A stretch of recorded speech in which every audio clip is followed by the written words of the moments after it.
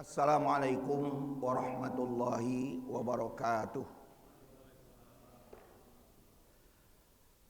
Alhamdulillahirabbil alamin wal 'aqibatu lil muttaqin wala 'udwana illa 'alal zalimin.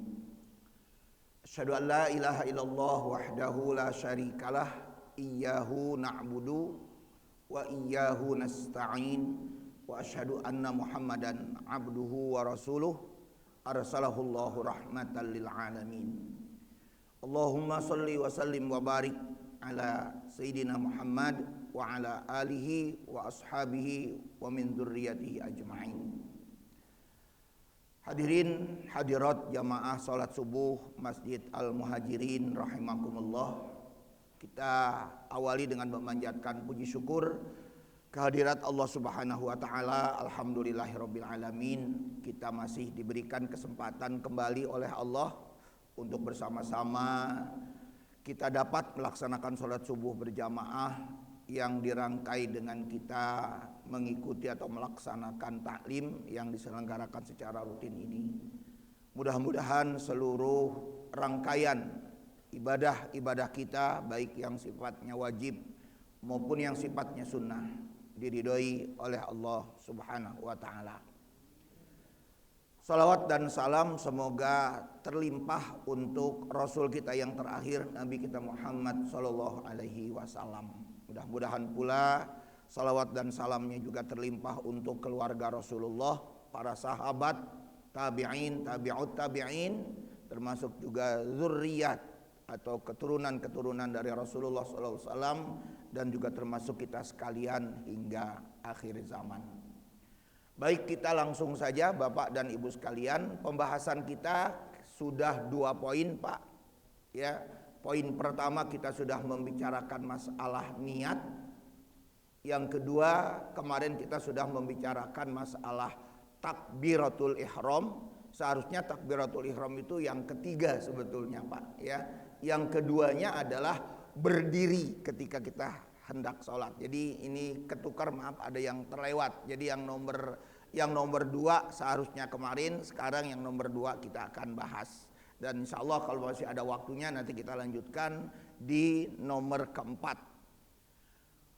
Bapak sekalian, para ulama sepakat bahwa berdiri di dalam hendak sholat itu adalah masuk ke dalam perkara rukun, perkara yang harus dipenuhi atau dilaksanakan oleh setiap orang yang mau sholat, baik sholat fardu maupun sholat sunnah. Nah, memang ada semacam dispensasi atau keringanan-keringanan yang diberikan oleh Allah dan juga Rasulnya Shallallahu Alaihi Wasallam bagi orang yang tidak mampu untuk berdiri. Nah, lalu apa yang menjadi dasar dari kita diharuskan atau diwajibkan melaksanakan sholat itu berdiri? Apa yang menjadi dasar hukumnya? Dasar hukumnya Bapak bisa lihat di dalam Al-Quran, surat Al-Baqarah ayatnya 238. Surat Al-Baqarah ayat 238 menjadi dasar hukum untuk menetapkan bahwa setiap orang yang sholat itu harus berdiri. Firman-Nya, a'udzubillahi minasyaitonirrajim, bismillahirrahmanirrahim, hafizu 'alas sholawati was sholatil wusta wa qumu lillahi qanitin.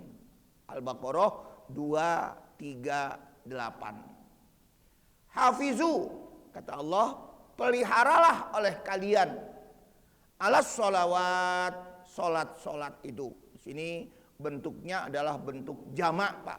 Sholawat bentuk jamak dari kata as-sholah. Peliharalah olehmu solat-solat itu, was-solat, dan solat wusta. Solat wusta itu ditafsirkan oleh para ulama adalah solat asar. Wusta itu arti letterlocknya, Pak, pertengahan. Arti letterlock dari kata wusta. dan bisa menjadi sudah bahasa kita dalam persepak bolaan Pak dengan istilah wasit.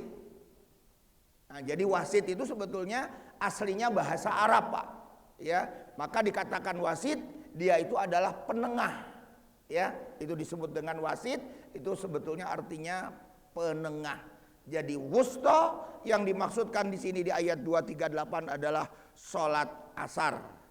Dan kemudian wakumu kata Allah, dan berdirilah kalian. Nah, di sini Pak kita garis bawahi kata-kata berdirilah.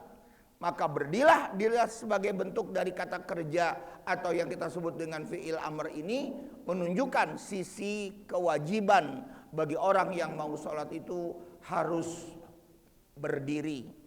Nah, sehingga Bapak sekalian, berdasarkan ayat ini para ulama sepakat, sekali lagi semua mazhab dan termasuk di dalamnya juga ijma' ulama menunjukkan bahwa berdiri hukumnya wajib dilaksanakan bagi orang yang mau melaksanakan sholat bila dalam keadaan mampu atau dalam keadaan sanggup untuk melaksanakannya. Nah, Bapak sekalian, dalam masalah ini kita memahami kembali Pak, bagaimana kalau berkaitan dengan masalah sholat sunnah. Para ulama memahami kembali lagi khusus dalam melaksanakan sholat sunnah. Jadi sholat sunnah ini sholat apa saja ya Pak ya. Baik itu berkaitan dengan rawatib muakkad atau ghairu rawatibnya. Bapak mau melaksanakan duha, Bapak mau melaksanakan qiyamul lail misalnya. Itu dan lain sebagainya itu dibolehkan untuk duduk. Dibolehkan untuk tidak berdiri. Walaupun Bapak dalam keadaan sehat. Untuk sholat sunnah tapi Pak, pahami di sini Pak. Ya, jadi untuk sholat sunnah, para ulama juga memberikan penjelasan lagi kepada kita, dibolehkan sholat itu dengan selain berdiri atau dalam keadaan duduk, meskipun kita dalam keadaan sehat. Apa dasarnya Pak? Nah, dasarnya paling tidak kita temukan 2 hadis Pak dalam masalah ini. Hadis yang pertama kita temukan bahwa setiap Rasulullah SAW itu melaksanakan sholat sunnah itu lebih banyak dilakukan di atas ontaknya Pak. Ya, jadi Rasulullah kalau mau melaksanakan sholat sunnah itu lebih banyak dilakukan di atas ontak. Dia duduk di atas ontaknya, di atas kendaraannya. Tapi ketika Rasulullah mau melaksanakan sholat seperti sholat yang 5 waktu itu, ya, maka dia turun dari ontanya untuk melaksanakan sholat yang 5 waktu itu di dekat untanya, jadi bukan di atas untanya. Nah, sehingga dengan dalil yang seperti ini, para ulama juga mengambil satu kesimpulan, diperbolehkan untuk melaksanakan sholat sunnah itu dengan dalam keadaan dalam keadaan duduk. Nah, itu yang pertama. Hadis yang kedua adalah berasal dari hadis Imran bin Husain yang diriwayatkan oleh Imam Al-Bukhari. Rasulullah SAW pernah didatangi oleh salah seorang sahabatnya, ya. Si sahabat ini mengatakan, "Kanat bi bawasir." Wahai Rasulullah, saya ini dalam keadaan wasir. Ya, jadi dia dalam keadaan wasir, ingin minta keringanan kepada Rasulullah pada saat itu. Fasa'altun Nabiyya sallallahu alaihi wasallam 'anis shalah. Fasa'altu, maka aku bertanya kepada Rasulullah sallallahu alaihi wasallam tentang salat, tentang bagaimana melaksanakan salatnya itu. Faqala sholli qa'iman fa illam tastati' fa qa'idan. Hendaklah kamu sholat dalam keadaan berdiri, fa illam tastati' fa qa'idan. Maka jika kamu tidak sanggup atau tidak mampu, kamu diperbolehkan untuk qa'idan, dalam keadaan duduk. Fa illam tastati' fa 'ala janbin. Kalau kamu juga enggak sanggup dalam keadaan duduk, boleh kalian melaksanakannya dalam keadaan berbaring atau miring. Nah, jadi dengan ketentuan-ketentuan yang seperti ini, jelas kita memahami kembali bahwa baik yang seharusnya dia dalam keadaan berdiri lalu dia dapat keringanan, dilaksanakan dengan duduk. Dan kemudian Rasulullah SAW menegaskan kembali di dalam satu hadis yang lain, ya, hadis yang berasal dari Abdullah bin Umar. Rasulullah SAW mengatakan, "Hudditsu anna Rasulullah SAW qala salatul rajuli qa'idan nisfus shalah." Hudditsu, aku bercerita. Salah seorang sahabat di sini maksudnya bercerita atau menceritakan kepada sahabatnya yang lain, anna Rasulullah SAW, sesungguhnya Rasulullah SAW itu qala, bersabda, salatul rajuli qa'idan nisfus shalah. Salatnya seseorang itu dalam keadaan qa'idan, dalam keadaan duduk itu nisfus shalah, pahalanya cuman separoh, Pak, dibandingkan dengan berdiri. Tapi di sini sekali lagi tidak dalam keadaan sakit. Itu pahami, Pak. Jadi yang membedakannya itu sakitnya. Kalau Bapak dalam keadaan sakit, Bapak dalam keadaan musafir, lalu Bapak melaksanakan sholatnya dalam keadaan menjamak, mengqosor, itu hadisnya sama penuh. Tapi Bapak dalam keadaan sakit, ya, atau Bapak dalam keadaan musafir itu tadi. Nah, hadis ini tidak menjelaskan tentang dalam keadaan sakit. Dalam keadaan normal dia melaksanakannya dalam keadaan duduk. Tapi kata Rasulullah tadi, kamu mendapatkan separuh pahalanya. Tapi kalau dikatakan boleh enggak bagi orang yang mau sholat sunnah itu dia duduk, ya boleh, walaupun dalam keadaan sehat. Nah, jadi di sini sekali lagi dalam permasalahan ini tidak terlalu menjadi perdebatan, ya, atau pertikaian pendapat di kalangan para ulama-ulama, baik dari mazhab Syafi'i maupun Hambali atau juga Hanafi, Maliki, ini tidak menjadi perdebatan-perdebatan yang terlalu hebat. Jadi kita memahami sekali lagi bahwa ini adalah merupakan bagian yang harus kita upayakan, bagaimana kita bisa membedakan mana sholat fardu dan mana sholat sunnah. Nah, jadi itulah Bapak sekalian di poin kedua yang seharusnya poin kedua. Baik, Bapak sekalian, kita langsung masuk ke poin keempat, Pak. Apa itu poin keempat yang harus kita laksanakan di dalam sholat? Yaitu membaca Al-Fatihah. Jadi yang keempat adalah membaca Al-Fatihah. Nah, Bapak sekalian, dalam pembahasan ini menjadi satu permasalahan, Pak, yang boleh kita katakan ada perdebatan yang runcing. Dalam masalah apa perdebatan yang sangat runcingnya itu? Yaitu dalam masalah melafazkan Bismillahirrahmanirrahim dalam surat Al-Fatihah. Nah, Bapak sekalian, pembahasan yang terjadi di kalangan para ulama dengan sebuah pertanyaan, Pak. Pertanyaan. Apa pertanyaannya? Apakah Bismillahirrahmanirrahim itu salah satu ayat dari surat Al-Fatihah? Atau sebaliknya dia tidak termasuk surat Al-Fatihah? Lalu pertanyaan kedua, apakah Bismillahirrahmanirrahim itu adalah bagian dari salah satu surat yang lain? Nah, untuk menjawab dua pertanyaan tadi, Bapak silahkan lihat nanti Qur'annya. Yang pertama, Quran surat Al-Hijr, surat 15 ayat 87. Yang kedua, Quran surat 27 ayat 30.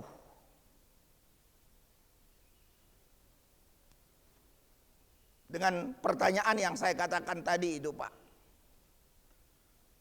Kalau kita memahami di Quran surat 15 atau surat Al-Hijr ayat 87 itu, di sana disebutkan dengan istilah sab'ul masani.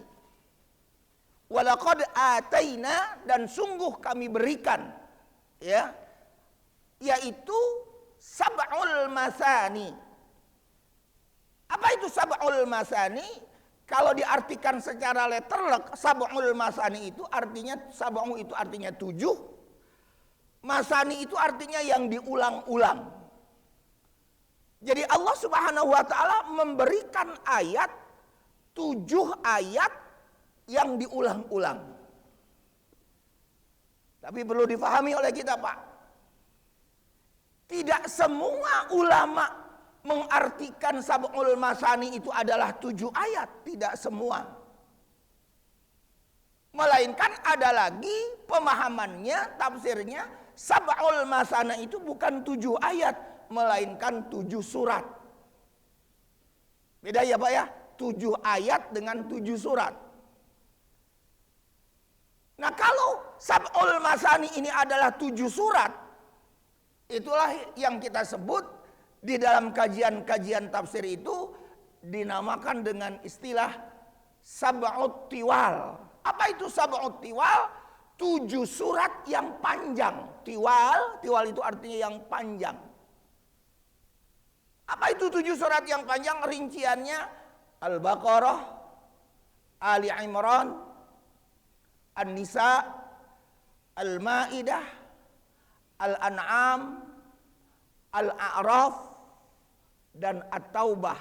Al-Anfal tidak termasuk karena Al-Anfal kurang dari 100 ayat.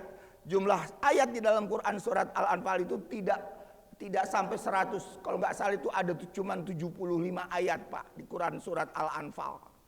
Sedangkan 7 surat yang saya sebutkan tadi ini pada umumnya di atas 100 ayat. Makanya disebut 7 surat ini dinamakan dengan sab'ut tiwal. 7 surat yang panjang ayatnya itu, yang banyak ayatnya itu. Panjang-panjang ya Pak ya, bukan banyak. Sebab kalau dikatakan banyak, surat Asy-Syu'ara juga banyak ayatnya, cuman kan pendek-pendek Pak. Surat Asy-Syu'ara, surat ke-26 itu Pak, itu jumlah ayatnya 200 lebih itu, ya. Nah, tapi dia pendek-pendek, ayatnya. Berbeda di 7 surat yang saya sebutkan tadi, ayatnya panjang-panjang dan jumlahnya lebih di atas 100 ayat, ya. Nah, jadi dengan demikian kalau kita menggunakan ayat surat Al-Hijr ayat 87 ini, maka ini menjadi perdebatan. Artinya bahwa yang dimaksud sab'ul masani ini berarti Bismillahirrahmanirrahim itu tidak termasuk. Ya. Nah, demikian juga di Quran surat 27 yaitu surat An-Naml. Ayatnya ayat 30. Sama, Pak. Nah, di sana juga dikatakan adalah dengan ucapan Bismillahirrahmanirrahim. Jadi ternyata menurut sebagian pendapat dari kalangan para ulama itu, Bismillahirrahmanirrahim itu ada di Quran surat An-Naml, ayatnya ayat 30. Maka akhirnya berkesimpulan para ulama satu pendapat, berarti Bismillahirrahmanirrahim itu bukan salah satu ayat dari surat Al-Fatihah. Maka apa akhirnya yang terjadi, Pak? Akhirnya yang terjadi mazhab Hanafi dalam masalah ini. Mazhab Hanafi itu tidak mengakui Bismillahirrahmanirrahim itu adalah bagian dari salah satu ayat di surat Al-Fatihah. Tidak diakui dalam masalah ini. Maka menurut Imam Hanafi dikatakan dalam masalah ini makruh seorang yang sholat itu membaca Bismillahirrahmanirrahim, dinilainya makruh menurut mazhab Hanafi, saya katakan tadi. Ya, ini belum terlepas dari persoalan apakah membaca bismillahnya disirkan atau dijaharkan, kita belum masuk ke sana, Pak. Nah, tetapi yang jelas di dalam masalah ini mazhab Hanafi itu tidak mengakui ya bahwa Bismillahirrahmanirrahim itu adalah salah satu ayat dari surat Al-Fatihah. Nah, jadi dengan demikian bagi kita dalam persoalan-persoalan ini jelas lagi kembali kita nyatakan bahwa yang namanya ini kalau kita masuk kepada pendapat mazhab Syafi'i ya Pak ya. Mazhab Syafi'i mengatakan bahwa Bismillahirrahmanirrahim adalah salah satu ayat dari surat Al-Fatihah. Salah satu ayat dari surat Al-Fatihah. Jadi termasuk menurut mazhabnya Syafi'i. Tapi ini juga ditentang oleh sebagian ulama yang lain. Ya, apa argumen yang menentang bahwa Bismillahirrahmanirrahim itu adalah salah satu ayat dari surat Al-Fatihah? Kata mereka kepada Imam Syafi'i di dalam kitab-kitab tersebut, kalau memang katanya Bismillahirrahmanirrahim itu adalah salah satu ayat dari surat Al-Fatihah, kenapa Allah tidak menjelaskan dengan jelas? Bukankah yang namanya ayat Al-Quran itu diterima secara mutawatir, diterima secara orang banyak? Tapi di dalam masalah ini nggak ada penjelasan.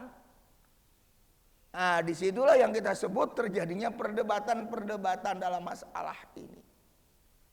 Nah, tetapi Imam Syafi'i mempunyai argumen dalam masalah ini, bahwa jelas banyaknya hadis-hadis yang menerangkan adanya Bismillahirrahmanirrahim ketika Rasulullah SAW itu melaksanakan sholat dan Bismillahnya itu dibaca. Salah satu contohnya Pak, hadis yang berasal dari Abu Hurairah. Ini Abu Hurairah ini ada dua pembantu Rasulullah ya Pak ya, dua orang pembantu Rasulullah. Pertama adalah Abu Hurairah dan yang keduanya adalah Anas bin Malik. Ya, jadi ini dua orang ini adalah orang yang sangat dekat dengan Rasulullah, orang yang suka ngebawain keperluan Rasulullah, kemana Rasulullah pergi dia selalu ikutin itu. Nah, jadi yang pertama kata Abu Hurairah radhiyallahu an, saya sholat di belakang Rasulullah SAW dan dia membaca Bismillahirrahmanirrahim, kata Abu Hurairah. Dan akulah kata Abu Hurairah, wa inni asbahukum, saya inilah orang yang paling mirip sholat saya dengan sholatnya Rasulullah SAW, kata Abu Hurairah. Nah, jadi berdasarkan hadis ini jelas bagi kita kembali bahwa Bismillahirrahmanirrahim itu adalah bagian dari surat Al-Fatihah. Nah, jadi disitulah perbedaan yang terjadi dalam apakah Bismillahirrahmanirrahim itu salah satu dari ayat surat Al-Fatihah atau bukan. Jadi bagi kita sekali lagi yang bermazhab Syafi'i maupun juga termasuk Hambali tentunya Pak ya. Ya Hambali, Syafi'i, termasuk juga Maliki ya, itu mengakui bahwa Bismillahirrahmanirrahim itu adalah salah satu ayat dari surat Al-Fatihah. Nah, Bapak sekalian, di mana letaknya Pak bahwa surat Al-Fatihah itu menjadi satu hal yang wajib, menjadi satu hal yang rukun? Nah, ini juga banyak hadis-hadis Pak. Apa hadisnya? Sering barangkali Bapak dengar bahwa surat Al-Fatihah itu adalah merupakan sesuatu yang wajib. Rasulullah bersabda, la salata liman lam yaqra bi Fatihatil kitab.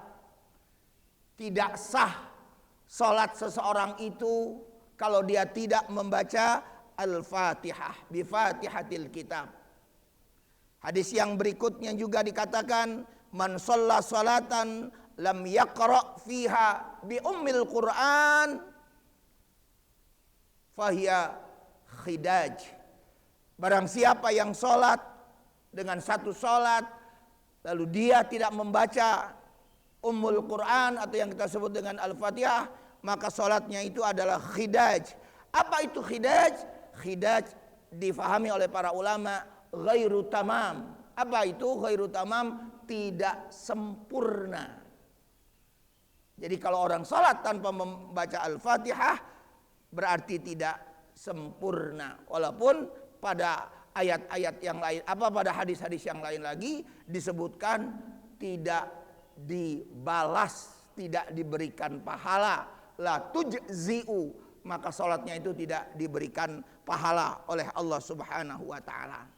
Maka dari sinilah kita memahami kembali bahwa surat Al-Fatihah itu adalah salah satu dari basmalah itu salah satu dari ayat surat Al-Fatihah.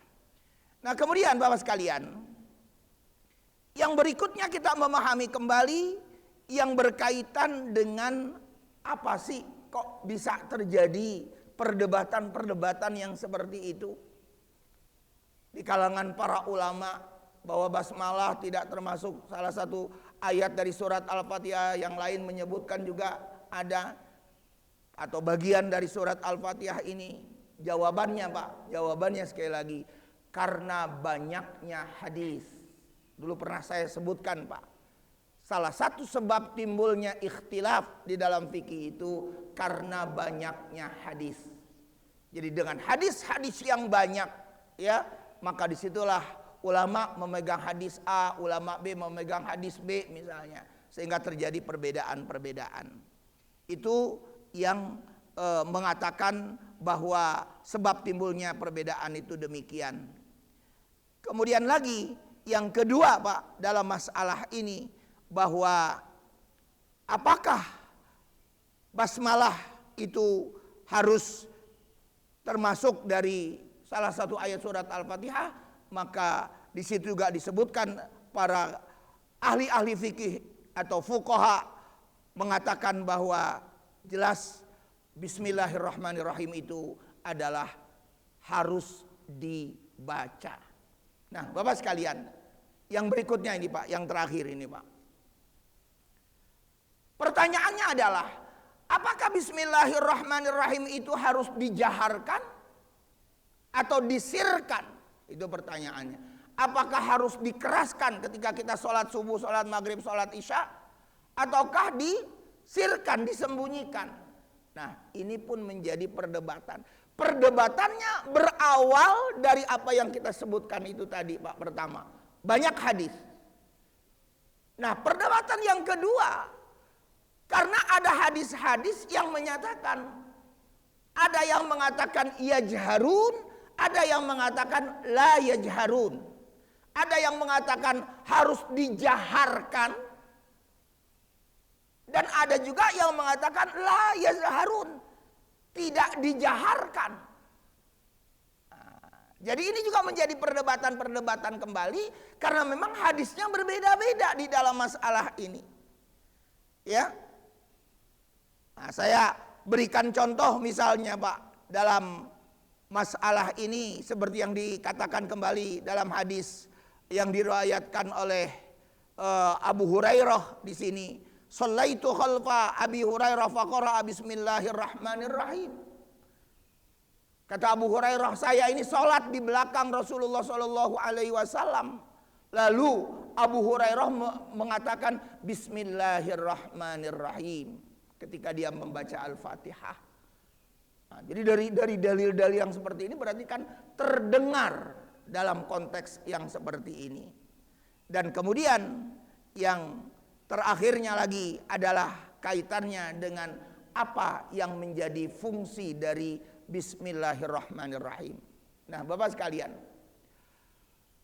fungsi dari Bismillahirrahmanirrahim, misalnya Bapak waladhdallin amin, apakah dari waladhdallin amin ketika Bapak mau membaca surat itu pakai lagi membaca Bismillahirrahmanirrahim?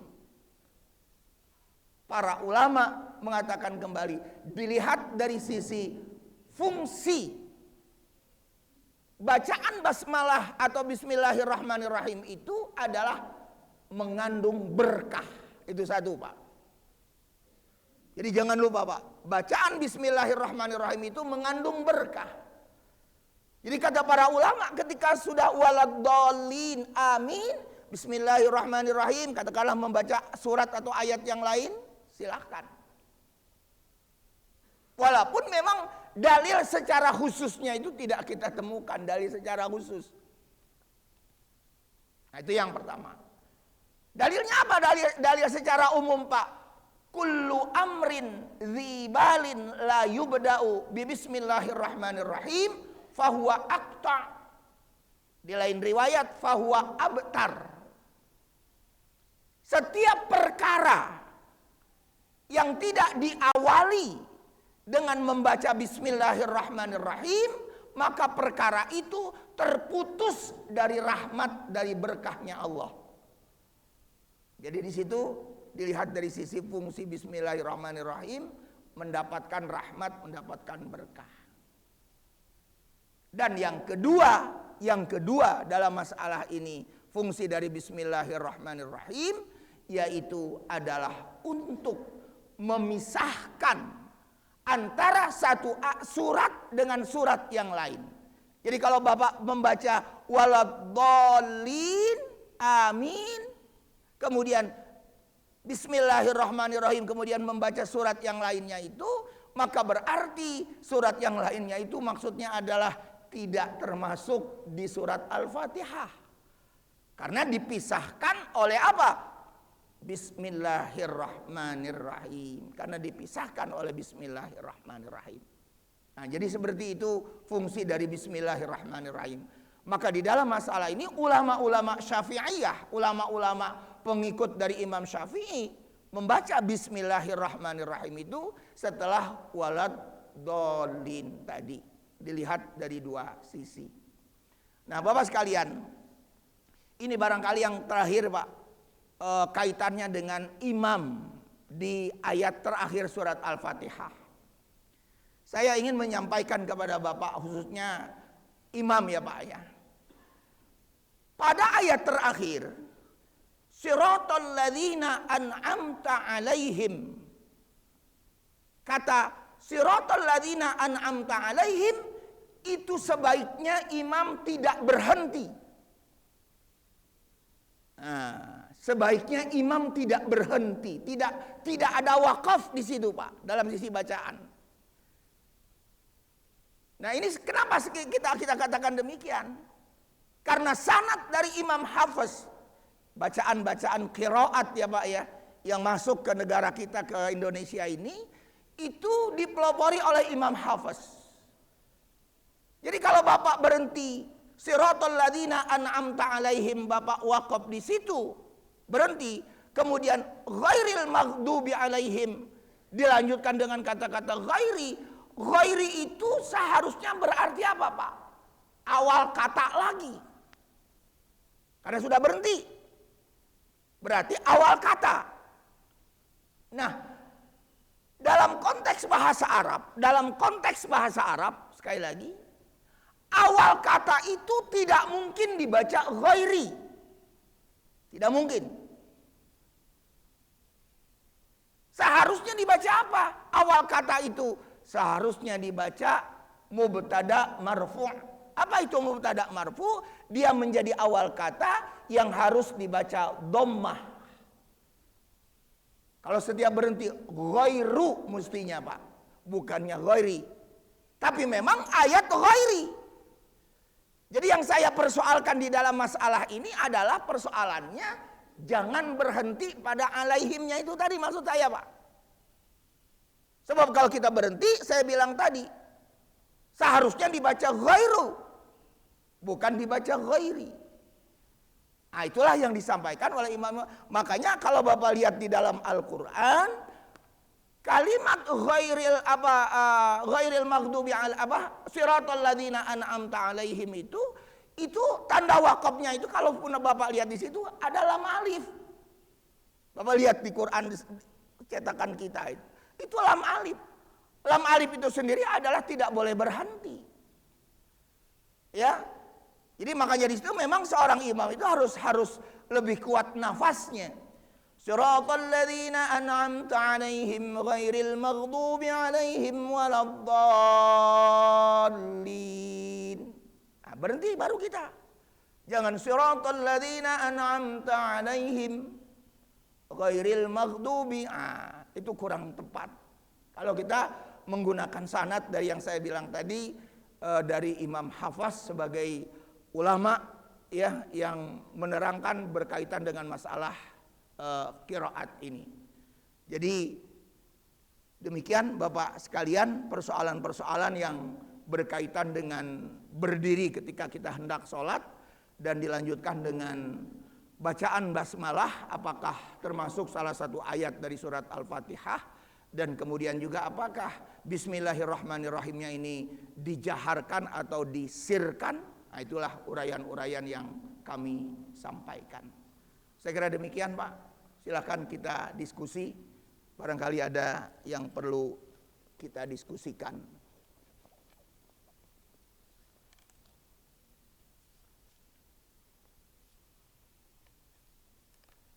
Ya, silakan, Pak. Waalaikumsalam.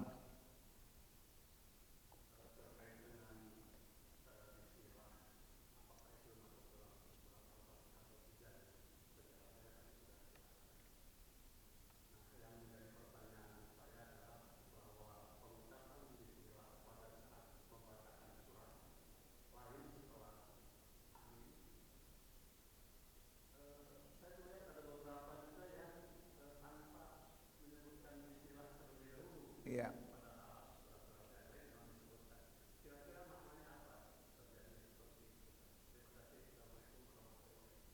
Waalaikumsalam. Jadi kalau misalnya ada imam yang nggak membaca bismillah setelah waladhdallin amin itu, dia beralasan atau argumennya karena nggak ada dalil, Pak. Sedangkan yang namanya sholat atau ibadah itu perlu dalil. Mana kalau kita ditanya, ada nggak dalil yang mengatakan bahwa bismillahirrahmanirrahim itu dibaca ketika selesai waladhdallin itu tadi atau amin itu tadi dengan membaca surat yang lain? Itu nggak ada dalil secara khusus. Nah, dulu dalam kajian usul fikih, disinilah kita mendapatkan bentangan-bentangan pembahasannya, Pak. Apa dalam kajian usul fikih itu? Kalau memang ada ayat-ayat yang sifatnya umum, maka ayat-ayat umum itu atau dalil-dalil umum itu bisa dipakai atau bisa ditentukan dalam perkara hukum. Nah, sebagian ulama mengatakan seperti begitu. Nah, apa dalil umumnya? Saya bilang tadi dalil umumnya, Pak. Setiap perkara yang tidak diawali dengan membaca bismillahirrahmanirrahim itu, maka perkara itu terputus dari rahmat Allah. Para ulama nggak kepengen dong, Pak, terputus dari rahmat Allah. Kita semua juga nggak kepengen terputus dari berkahnya Allah. Kita nggak kepengen terputus. Maka dibacalah itu. Nah, bismillahirrahmanirrahim. Atau tadi yang saya bilang lagi, yang kedua, bismillahirrahmanirrahim itu adalah batas pemisah antara satu surat dengan surat yang lain.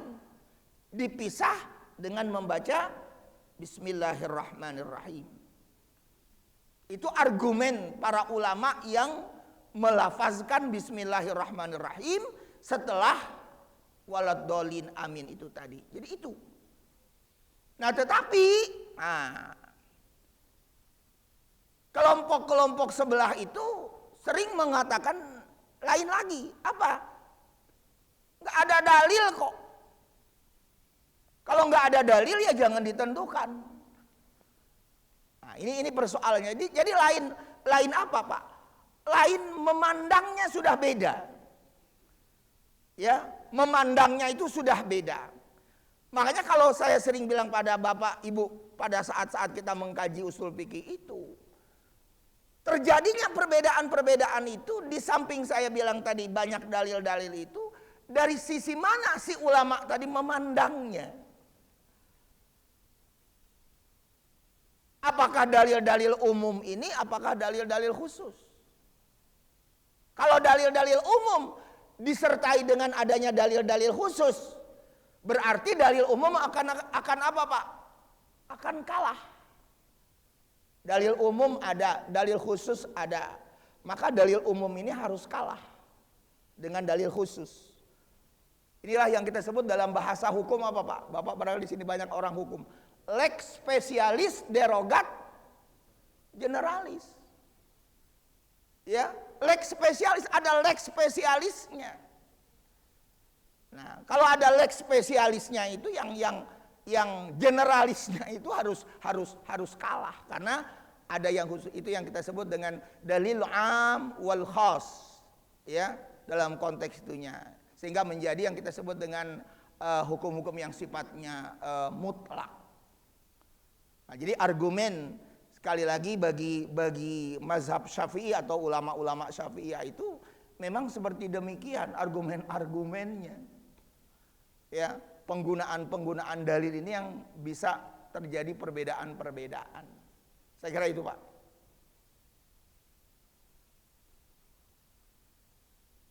Ada lagi, Pak, yang mau ditanya? Gak ada? Ya. Waalaikumsalam.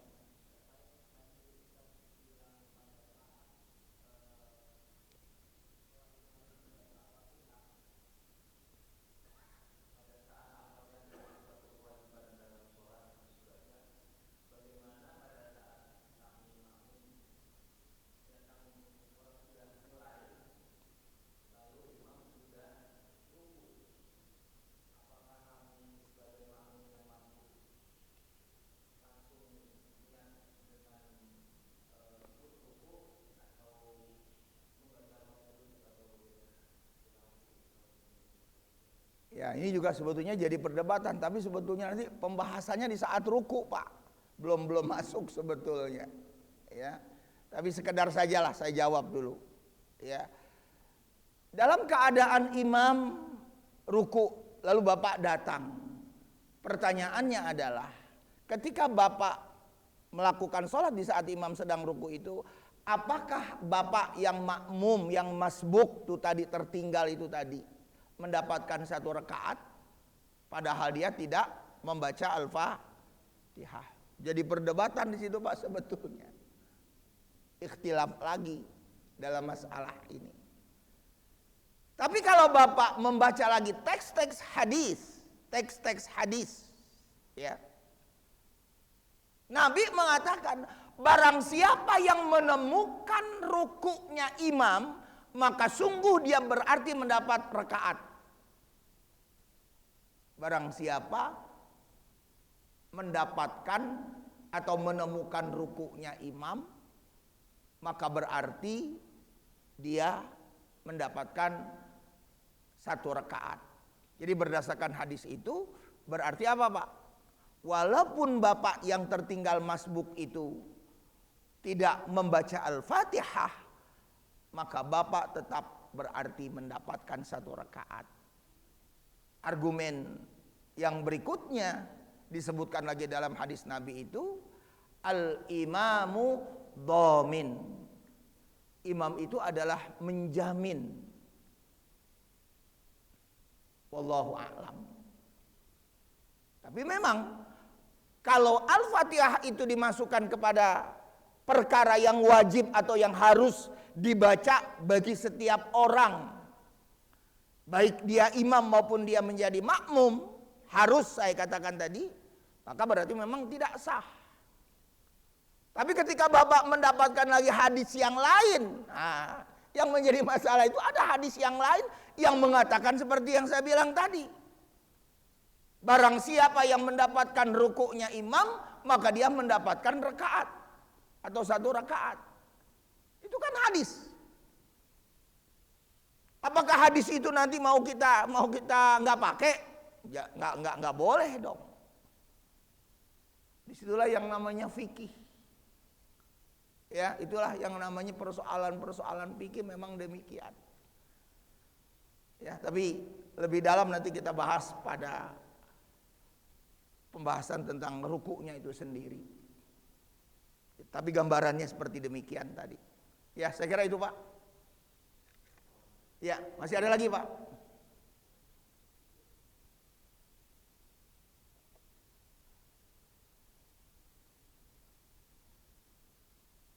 Gak ada? Baik. Kalau tidak ada, kita cukupkan sampai di situ. Insya Allah kita ketemu lagi di bulan yang akan datang, ya, dengan poin yang kelima. Jadi kita sudah masuk poin keempat, ya Pak, ya. dalam pembahasan tentang rukun-rukun sholat ini. Mari Pak, kita sama-sama memohon kepada Allah Subhanahu wa taala, semoga apa yang telah kita upayakan Allah Subhanahu wa taala meridhoinya, dan semua dosa-dosa kita, kesalahan-kesalahan kita mendapatkan maaf dari Allah, mendapatkan ampunan dari Allah. Demikian juga kedua orang tua kita, sahabat-sahabat kita, dan khususnya juga guru-guru kita. Semoga Allah Subhanahu wa taala mengampuni dosa-dosa mereka yang telah mendahului kita ini. Kita awali dengan membaca Al-Fatihah. A'udzubillahi minasyaitonirrajim. Bismillahirrahmanirrahim. Alhamdulillahirabbil alamin, arrahmanirrahim, maliki yaumiddin. Iyyaka na'budu wa iyyaka nasta'in. Ihdinas siratal mustaqim, siratal ladzina an'amta 'alaihim ghairil maghdubi 'alaihim waladdallin. Amin. Bismillahirrahmanirrahim.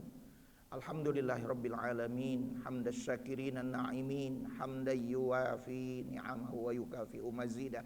Ya Rabbana lakal hamdu wa lakas syukru kama yanbaghi li jalali wajhikal karim wa azimi sultanik. Allahumma salli wa sallim wa barik ala sayyidina Muhammad. Ya Allah ya Rahman ya Rahim, ya dzal jalali wal ikram, ya hayyu ya qayyum, ya ghaffar, ya ghaffar, ya ghaffar. Rabbana ighfir lana wa liwalidayna warhamhuma kama rabbayana shighara. Rabbana ighfir lana wa li ikhwanina alladhina sabaquna bil iman wa la taj'al fi qulubina ghillan lil ladzina amanu rabbana innaka raufur rahim. Ya al-Maula ya an-Nasir, Engkau telah turunkan hujan di pagi ini ya Allah, yang menjadi rahmat buat kami, menjadi barokah dalam hidup kami. Kami mohon kepadamu ya Allah, jangan Engkau putus rahmat-Mu buat kami, jangan Engkau putus barokah-Mu buat kami ya Allah. Dan yang terpenting lagi ya Allah, jangan Engkau cabut hidayah-Mu dari dalam diri kami.